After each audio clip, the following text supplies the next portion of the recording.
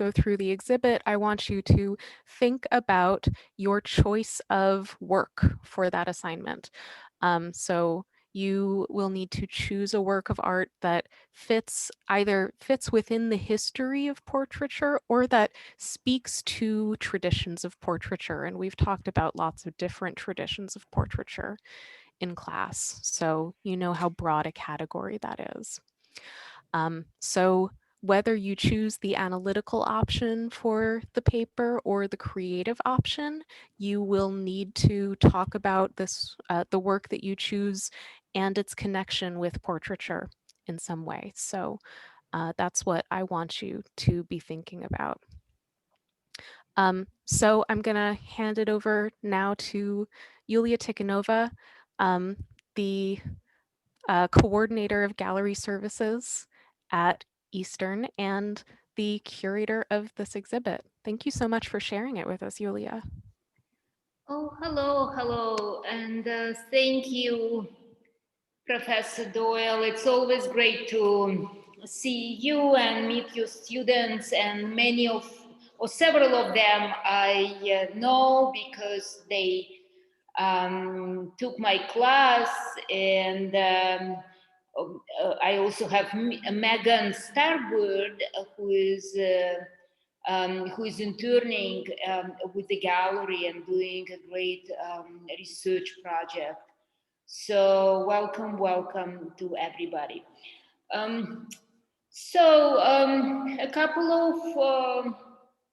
A couple of introductory remarks about this exhibition. We have, as usual, we published a brochure, and I have sent a PDF copy to Professor Doyle, so I can resend it, or she can send it again. You will find quite a lot of information about the artist in this brochure, although it's not directly related to the subject of portraiture, but still it will be very helpful for you to read it, to have it as a point of reference, and also to have images of the artwork. All the artwork are illustrated here in the catalog. Okay, a little bit about the title of this exhibition, right? It seems to be a little mouthful, Heroin-Ety. So we wanted to celebrate women artists included in this exhibition. It's 7 of them, and they have been working on the vanguard of feminist art making. So we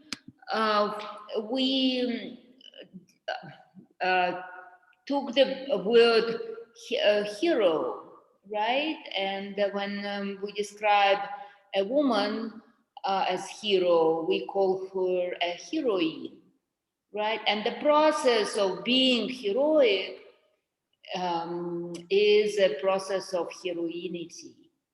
So this is the title of this exhibition, Heroin-Ety. All of these 7 artists are heroines, and because they are still alive and working and are very prolific and productive, we emphasize the continuity of their work and call this exhibition Heroin-Ety, the process of being heroic woman.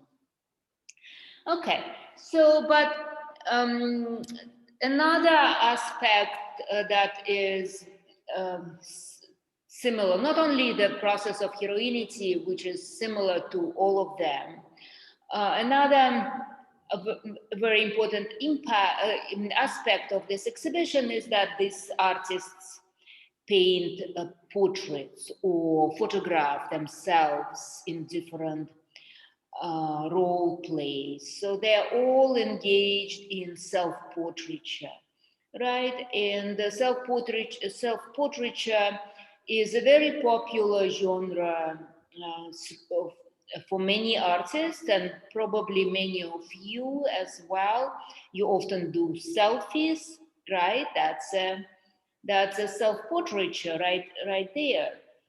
And these artists also do self-portraits, right? You use your image very often because it's just what you have, always, right? It's with you. You have a mirror. You can see yourself.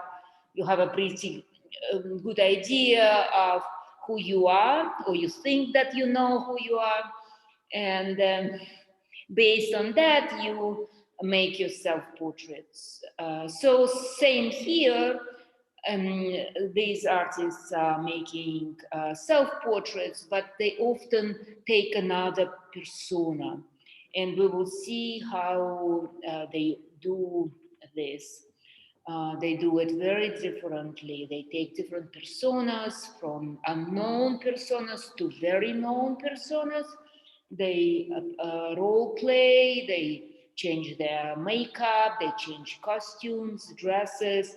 So they really, like, they are actors, they are performing, right? Okay, so let us start from the most dramatic, I think, and most performative work, and also very important work that I take a big pride in, because it is a photograph by Cindy Sherman, a very important and very recognizable artist, photographer who has been working from about 1970s, so for almost 4 decades. And she always worked with her own image, so she has never took a photograph of another person. And you cannot recognize her in many of her self-portraits. She is a master, she is a pro of, of makeup, of a dress, of taking on the different roles. She has been one of the leading artists of self-portraiture, photographic self-portraiture. So this is again Cindy Sherman, self-portrait as an actress of a movie, perhaps from 1920s, a silent movie, um, and a movie that talks about women as well. This is kind of my interpretation of this image. All of the photographs that Cindy Sherman does, she called Untitled. She calls Untitled. So she titles her artwork Untitled and gives them a number. I'm not sure if these numbers are consecutive numbers, but this is, I think, 580 number. So she doesn't give titles. She doesn't tell us what the subject she's trying to, what the person she's trying to impersonate. We have to make our guess. But looking at her image, and looking at her dress, her jewelry, a cigarette, right? An image of a gesture of a female fatale, or a person, or a woman from the 1920s, an actress, a diva, and obviously well off, wearing expensive outfit, well groomed, and you can see double shadow as well on her background. So somehow it's a mirror in this portrait. I'm not sure exactly how she makes her portraiture, but her reflection, second reflection, is over there too. I when I went to different museums across the states, I often see Cindy Sherman's photographs. She is very popular, very likable. Museums collect her images. And not until I brought, we brought this piece to exhibit in the gallery, I became aware of her mastery and of her details that she takes a long time to put together. I I am now appreciative of her attention to every small detail on her in her portrait, jewelry, dress, makeup, pose, eyes, everything is so well composed. It's a portrait as well, made in the best tradition of court portraits, right? And you probably, as part of this class, you probably know what the rules and what's the definitions of a court portrait or portrait, official portrait, right? So this. We actually haven't talked that much about that, Yulia. So if you want to be specific about the Mhm. connections you see, that would be Mm. helpful. Well, I think and please refresh my memory, Professor. I think the court portrait is always a frontal or three quarters pose. It's also the figure is um, like three. What would you call it? It's it doesn't have the legs, right? It's cut off, but it's cut off somewhere on a 2/3 of the body.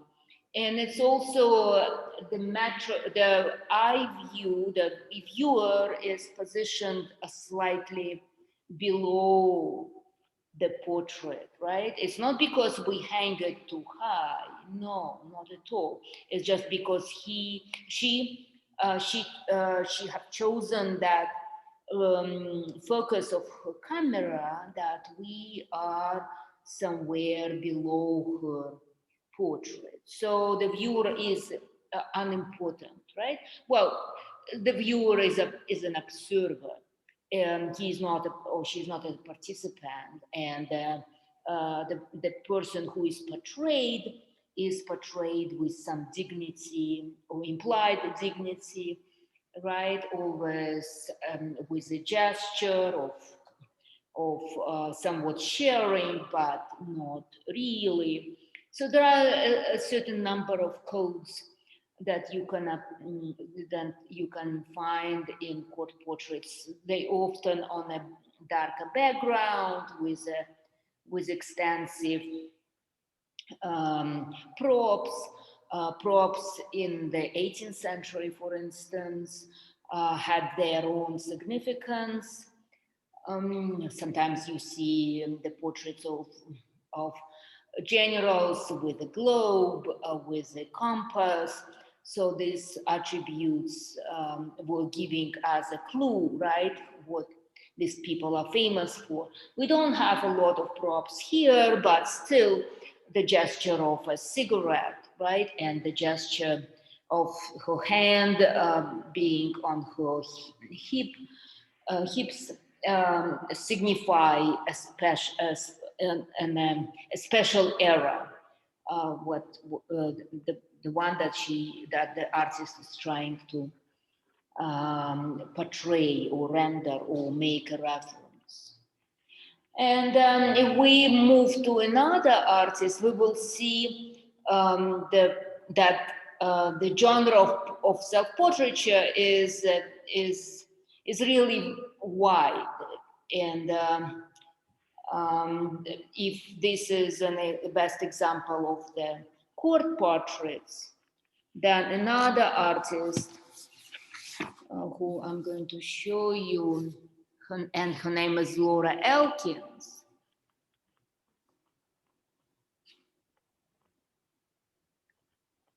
paints her self-portraits in a very different manner, right? She paints these three portraits on open air. And in France, if you know this term, plein air, which means open air, right? And you can see a very different atmosphere that is rendered. We see a lot of air coming through the empty canvas. The painter uses wide brush strokes on the portrait above. She actually let the rain run over her canvas. So you can see a really interesting effect, like crying effect or weeping willow effect, right? On the top portrait. So, Laura Elkins doesn't paint herself as herself. She takes a persona of Greta Thunberg, right? Please correct me. Yeah, Greta Thunberg. Greta Thunberg.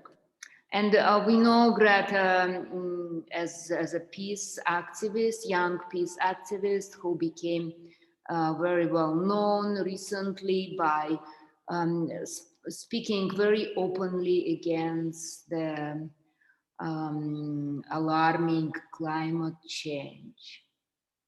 So these portraits are painted again on the open air next to the seashore, and Laura Elkins was invited during this time. Laura Elkins was invited to do a residency program in Florida, in the panhandle of Florida. So she had an opportunity to paint herself as Greta Thunberg, actually thinking about the climate change and reflecting on the nature of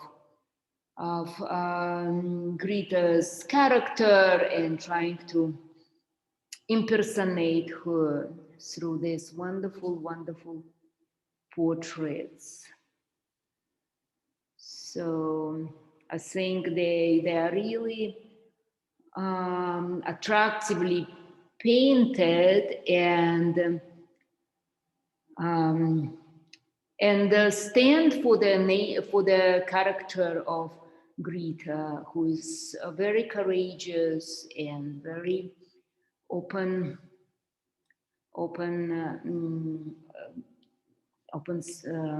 minded. Okay, so let me move to another part of our exhibition where we can see other type of portraiture, of self-portraiture.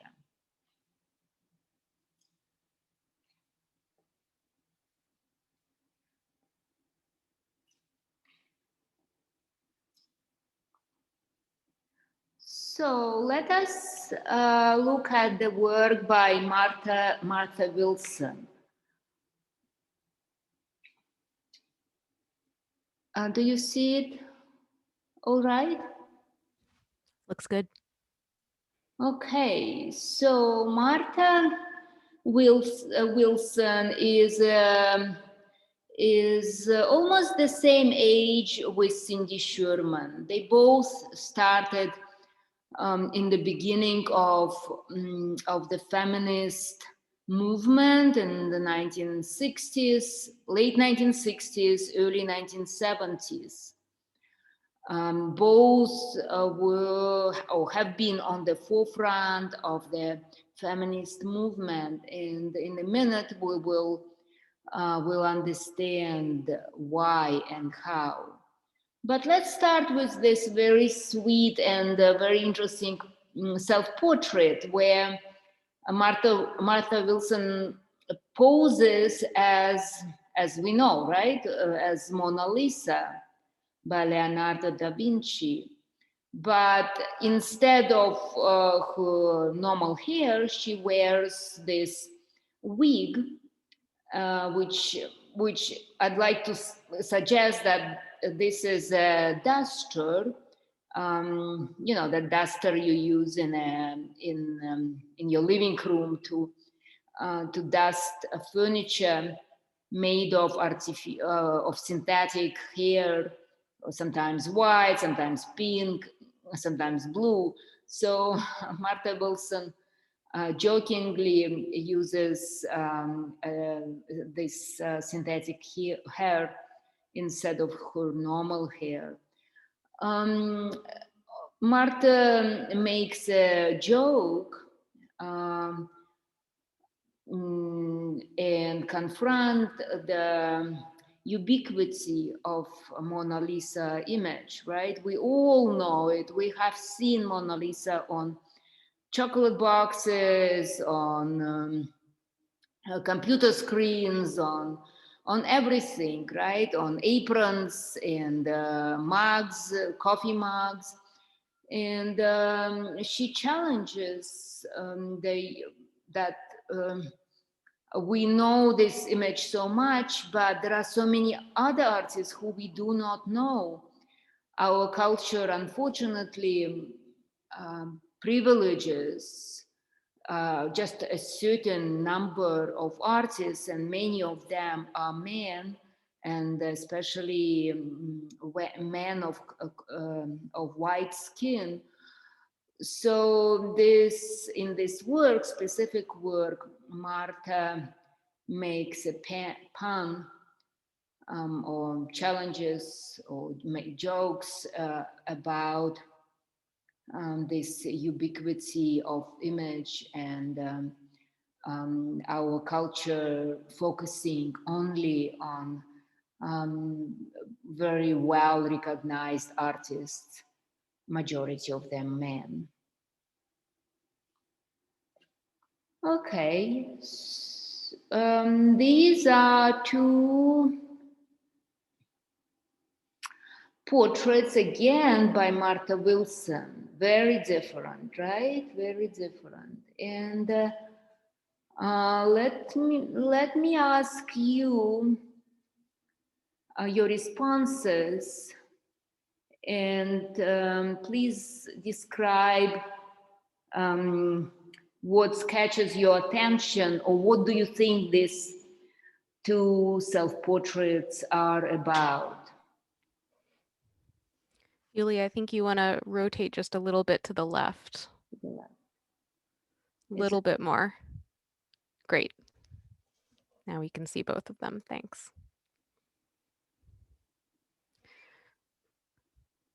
So folks, what do you see?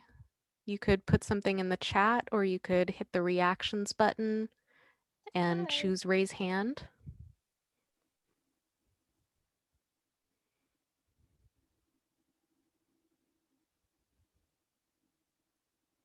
Rachel. Hi, so I think this is a really interesting concept looking at these pieces, because I think it kind of shows how one of them on the right kind of looks like it's an over-exaggeration of age, where she's really darkened in her like fine lines and wrinkles to make her look even older than she is. While on the left-hand side, she has almost no wrinkles, and she's given one side of her face makeup, showing that she has this feminine beauty. And I think that it kind of is a stark contrast to one another that is really interesting when put together.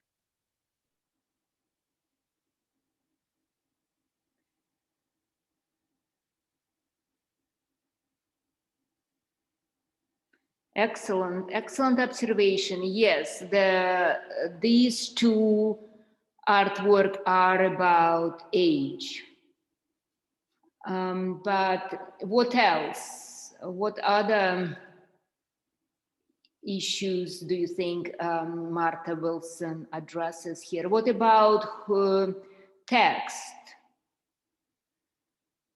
new wrinkles on the subject, and the beauty is in the eye. What does it? What do these words mean?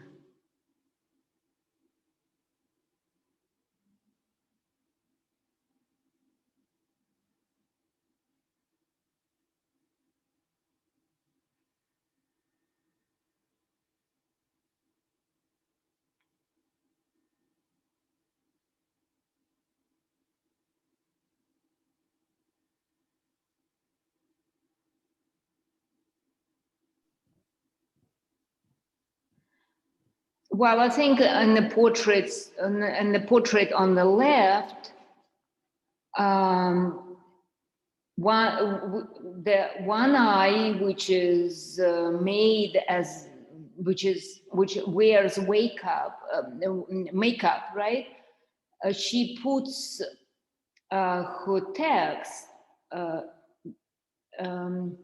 next to this eye, telling us that this beauty is in this eye, but this is the same person, right? So you cannot have one eye beautiful just because it has a makeup. Both eyes are beautiful and the entire person is beautiful too. So I think Marta tells us or reveals to us that we have a fascination with covering age with the makeup. We have a fascination with the makeup and a fascination with the youth and trying to look better and younger always because the society pressure us to deny our age and to mask it with artificial makeup. So we all look more presentable and ultimately younger, right? And you probably heard this term, ageism, right? So this is a word that describes our bias against people of age and our fascination with youthful culture and ultimately putting a lot of pressure on women to look younger, to look slimmer, to look blonder, and so forth, especially with white skin and women with a darker skin. Many people of color feel pressure to have their skin whitened, right? It's also that commercial advertising and industries that support our cultural biases. So these are two wonderful self-portraits by Martha Wilson that address these complex pressures that women experience in our society. Sorry to interrupt you, Leah. There's a student who just emailed me that they're in the waiting room. Oh, of course, I have not seen it. Yeah. If you promote me to co-host, I don't know if I'd be able to monitor that for you, but we can try. Yeah, we can do it for the next time because I have to Okay. go to my account, which would be tricky to do now. No worries. Okay, let's look at this series of black and white early photographs by Martha Wilson. By the way, the previous work we saw were made in 2014, and these are 6 images and seven images and 6 photographs are made in 1974, very early. And they're black and white as she was working in black and white at that time. Okay, so this series are called a portfolio of models, right? So these are the models society holds out to me. So I'm reading the text on the first frame, but each of these photos have some very interesting descriptions that Martha Wilson wrote herself. So please take a moment to read them, because these are the clues to the images, and they help us to understand these images and also the concept of the artist, of Martha Wilson. So these are the models society holds out to me: goddess, housewife, working girl, professional, earth mother, lesbian. At one time or another, I have tried them all on for size, and none has fit. All that's left to do is to be an artist and point the finger at my own predicament. The artist operates out of the vacuum left when all other values are rejected. Well, the last sentence, of course, is irony, right? The artist is not. The artist actually operates with many values that we have in the society, but these values are more universal. They are not belong to these stereotypes that Martha is revealing to us here. So the Earth Mother, right? We see a woman in a long dress with a scarf around her head, like a head scarf, and down to earth, very motherly figure. Okay, the working girl, right? A fun girl, high heels, maybe secretary or something. She can only approach goddessdom insofar as her budget permits. She works very hard and is given no credit for any brains she may or may not have. She relieves the drudgery of life by having a reproaching time in bed. Reproaching time in bed. So all of these images are dealing with the relationship between women's sexuality, women intellect, and profession, and her future in the world. So remember, Martha Wilson is very young here. I'm not sure how old she is, but maybe 20, 25. She is exploring her place as an artist, right, in the society. This is why she says that she is an artist and she's left to her own devices, because she is not part of these stereotypes that society defined to women. So she feels that she doesn't belong to any of them. The housewife, right? This woman aspires to goddessdom but she is compromised by some everyday realities. She cannot spend all day on her face because she has to feed the kids. So the housewife, right? This is the professional, another self-portrait. Look how Martha Wilson is inventive.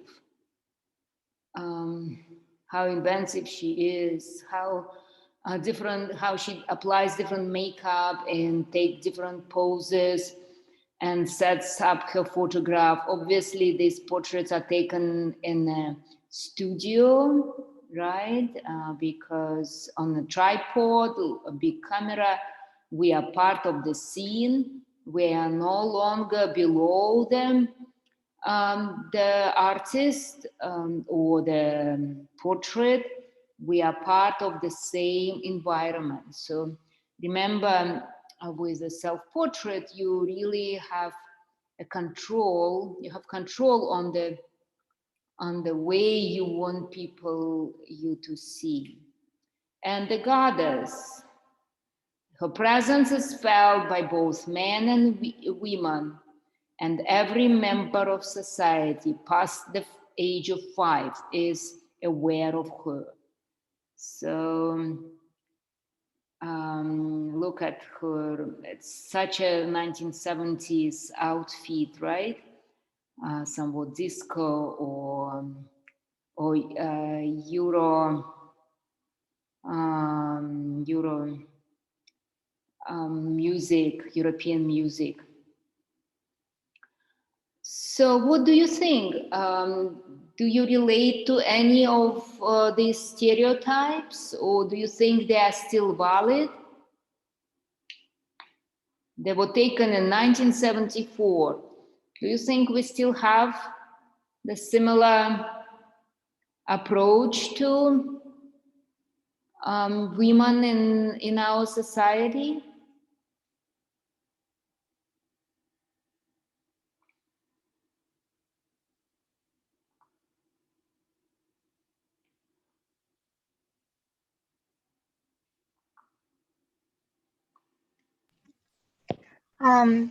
Sorry, I don't know how to raise my hand.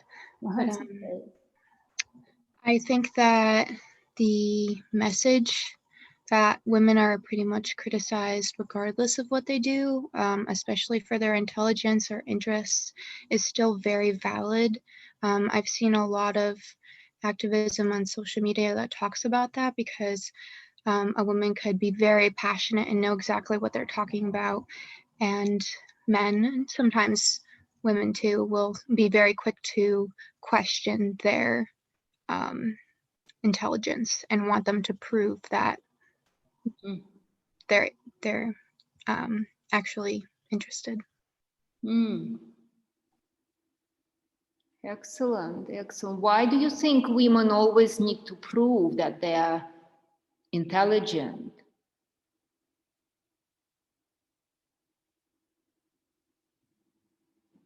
Why there is a pressure that women need to work harder than men to prove their talents, intelligence, everything?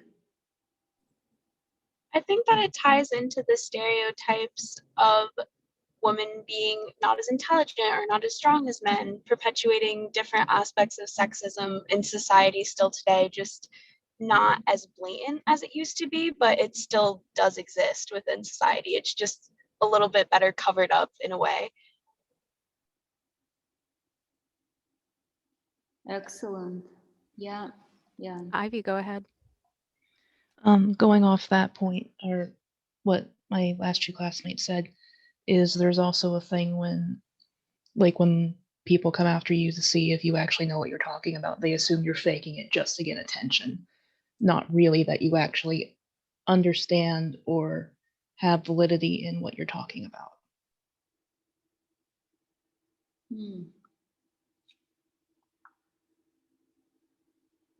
Excellent. Okay, so the work she did in 1974 is still valid. Surprise, surprise. Okay, so let me walk you through the gallery to see another artist who we are showing here in this room. Her name is Karen Finley, and she is a very well-known artist and very performative. So her work is based in performance and or used to be based in performance when she was a little younger.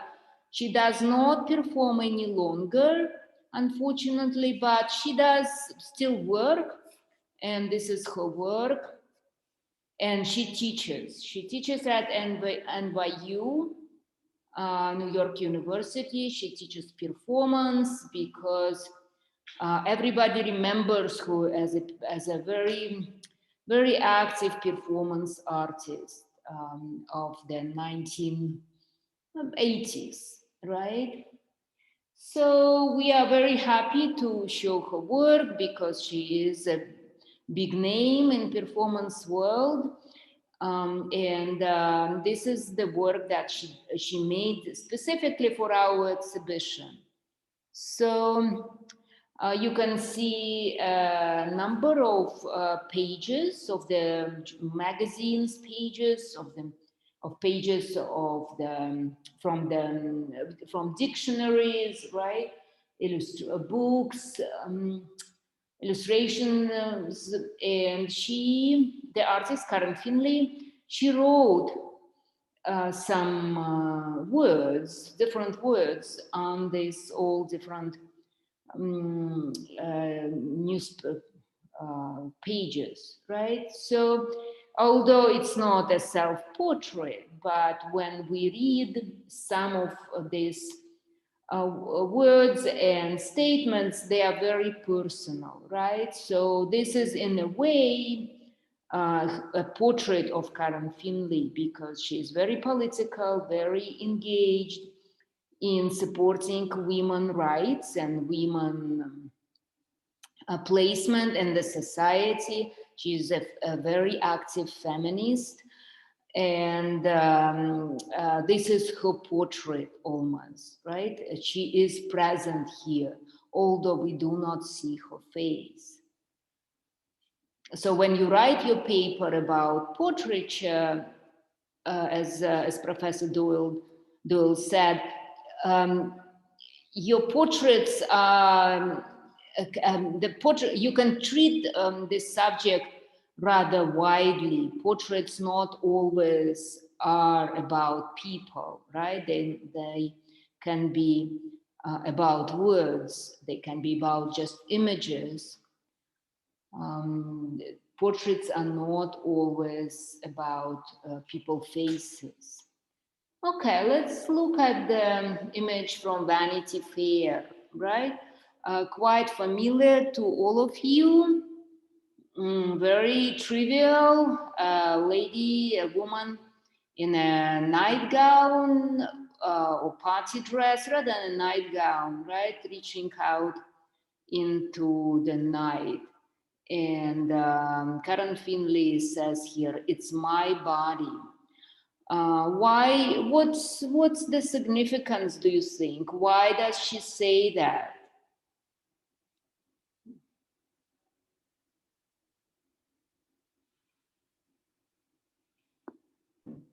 I think that it ties into the sexualization of women that constantly happens, and that just because someone is dressed a certain way or looking a certain way doesn't mean that they're asking for anything. It just kind of to tie into looking however you would like and doing whatever you would like and being able to own your own body. Excellent, excellent, Megan. Yeah, yeah. The artist identifies herself with every woman, right? Because every woman at one certain stage have been exposed to the male gaze, and at that time we do not own our bodies. But here, the artist, Karen Finley, tells us that that's her body, and we are not allowed to see it as ours, right? And you know that our eyes are very possessive when we look at things, at images, on bodies. We own them because our eyes are able to perceive them, so we own them.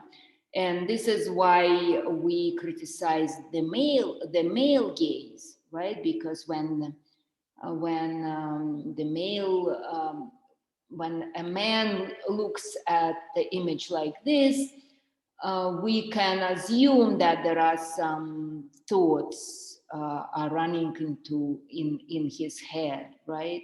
Some possessive thoughts or some sexual thoughts are running in his head. I mean, maybe it's not always, but for the sake of this artwork, we assume that the male gaze is always a possessive gaze. Okay. So another image I'd like to show you is this one, right? It has, there is no romance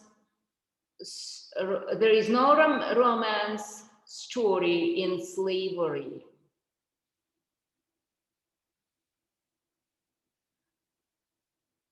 So this is an image of the Gone with the Wind, the classic novel, right, that we love to see and watch the movie and love to read. It's really romantic. But as you know, it's based in the history of America, early colonial history, which is bound with slavery. And through the entire novel, there is no mentioning of slaves. So this book was recently criticized by feminists,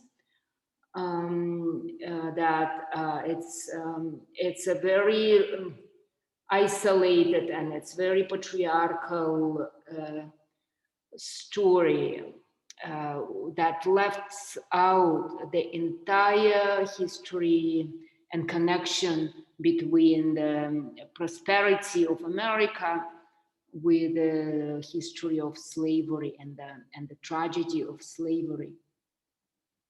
So this, in this specific image, Karen Finley refers to this history of slavery.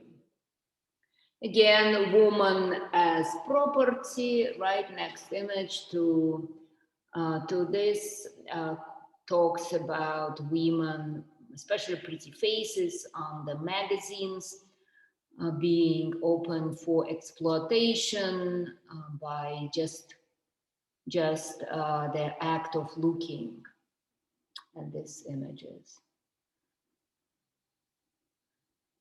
So as you can see, she mixes a lot of work here and references that vary from slavery to women's right and the patriarchy here and other references. Okay, I'd like to show how we are doing for time. We're doing good, Yulia. It's 4:52, so I think we have time to look at one, maybe two more. Let's do one and then see whether there are any questions from the students. Would you like to see Karen Finley's video? Yeah, let's do that. Okay, so Karen Finley we exhibit 2 work by Karen Finley. So let me know if you see it well. Yeah, looks good.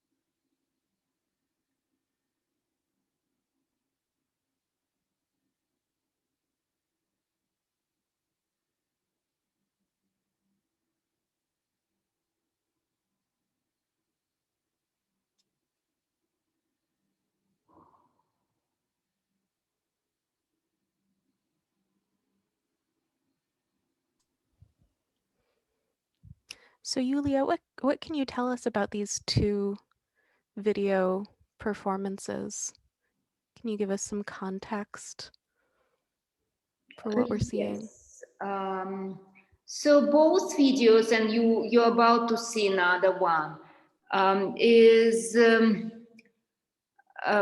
reference the early performance work by many other women artists to confront our culture that is specifically privilege the male artists, right? And here especially Karen Finley is inserting her naked body in the museum context, which is of course unheard of, but she's also placing her body next to the artwork that is made by very important and very well-known male sculptor, Giacometti, right? These 2 figures are made by Alberto Giacometti, a very important artist. And here, Karen Finley makes a reference that women, putting their bodies on the canvas, metaphorically speaking, right? So she is here using her breast milk to paint the artwork and proudly signs her name, Karen Finley. So women are allowed to insert their bodies into the artwork, and women are doing and have been doing this all the time, but unfortunately they often are left out of the art history context and remain invisible, while male artists are celebrated.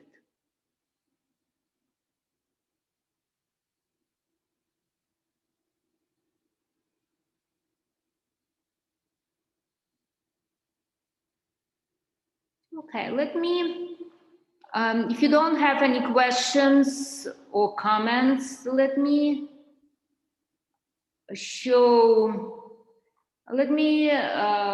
bring you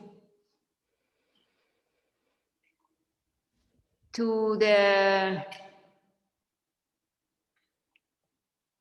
and show you 2 more artwork before we end the class. So these are by Laura Elkins, the artist who painted Greta Thunberg that we saw in the beginning of the tour, right? These are 2 portraits.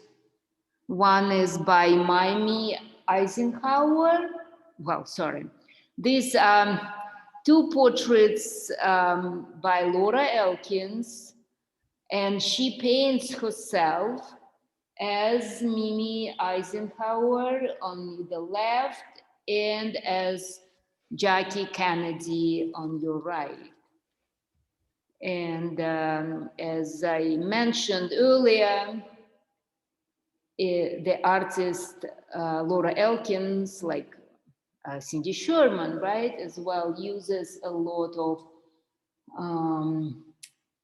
different props and different symbols to impersonate these figures. So on the left, Mimi Eisenhower is transplanted metaphorically, right, into 9/11 tragedy. Mimi was not alive in 2011, but Laura Elkins uses ashes from the site of Twin Towers and applies to this portrait. So by inserting the earth ashes from the Twin Towers site, she makes a reference between Mimi Eisenhower and you can see some, you can even see the texture here. And in Jacqueline Kennedy, here on your right, Laura Elkins uses this very opulent Victorian wallpaper to render the flamboyant and very prominent position of Jacqueline Kennedy at that time. As you remember, she was really loved by everybody.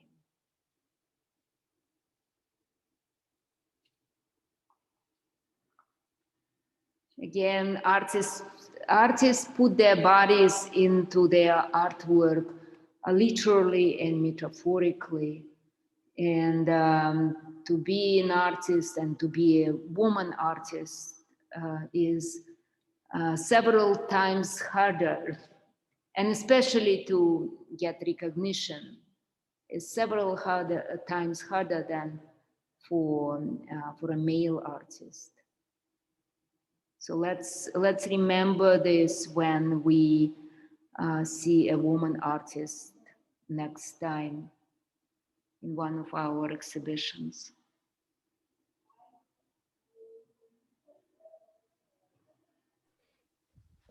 Thank you so much, Yulia. Has anybody got any questions or thoughts?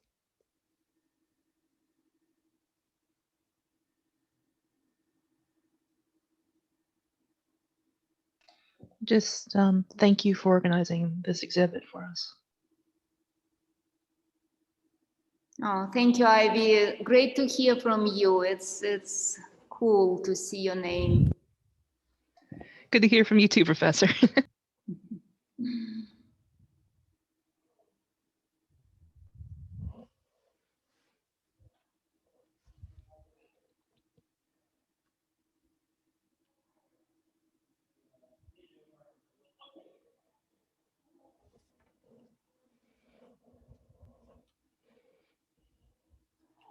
All right, well, if there aren't any questions, let's thank Yulia, and we'll take a 10-minute break as a class, and then we'll reconvene on Blackboard Collaborate. So let's all meet there at 5, let's say 5:15. See you all there in just a bit. Thank you, Yulia. Thank you. Thank Thanks you again, and see you around, hopefully. Yeah, thank you. Thank you. It's wonderful.